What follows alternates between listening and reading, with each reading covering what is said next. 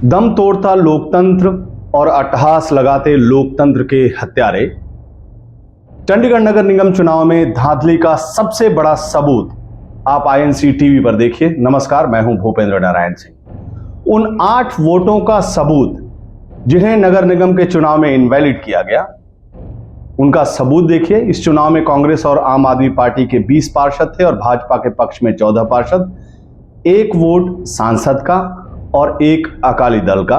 तो कुल भाजपा के पक्ष में 16 वोट और गठबंधन यानी कांग्रेस और आम आदमी पार्टी के पक्ष में 20 वोट। जीत सुनिश्चित कांग्रेस और आपके गठबंधन की। लेकिन किस तरह से लोकतंत्र में जनमत के मत की हत्या की गई, वो सबूत देखिए।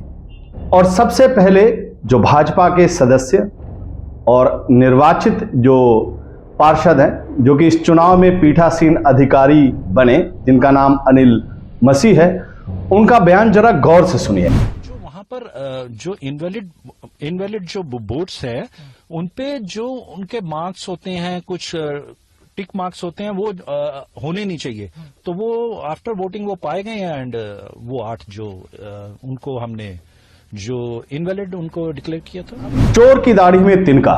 पीठासीन अधिकारी अनिल मसीह खुद कह रहे हैं कि जिन वोट्स पर टिक मार्क होता है वो इनवैलिड हो जाता है। ध्यान रखिएगा, जो वोट्स पर टिक मार्क होगा वो इनवैलिड होता है। लेकिन अब इन 8 वोटों पर टिक मार्क किसने किए, वो खुद आप हर उन 8 वोट्स को सिलसिलेवार से देखिए कि किस तरह से वो टिक मार्क कर रहे हैं, जिन्हें बाद में उन्होंने खुद इनवैलिड कर दिया। देखिए उन 8 वोट्स की हकीकत।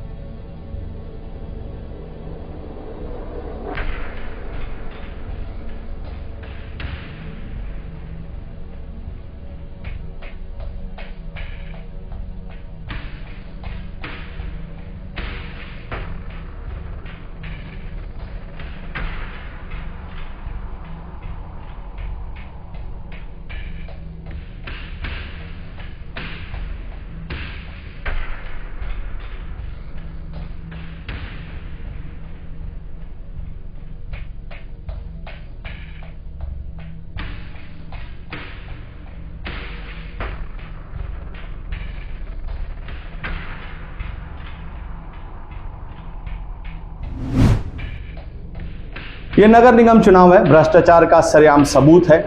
ये जनादेश का चीरहरण है। जर्मनी के कवि फ्रेडरिक गुस्ताव एमिल मार्टिन निमोलर ने अपनी मशहूर कविता पहले वो आए में उन्होंने कहा, और क्या कहा सुनिए जरा। पहले वो आए कम्युनिस्टों के लिए, मैं खामोश रहा क्योंकि मैं कम्युनिस्ट नहीं था।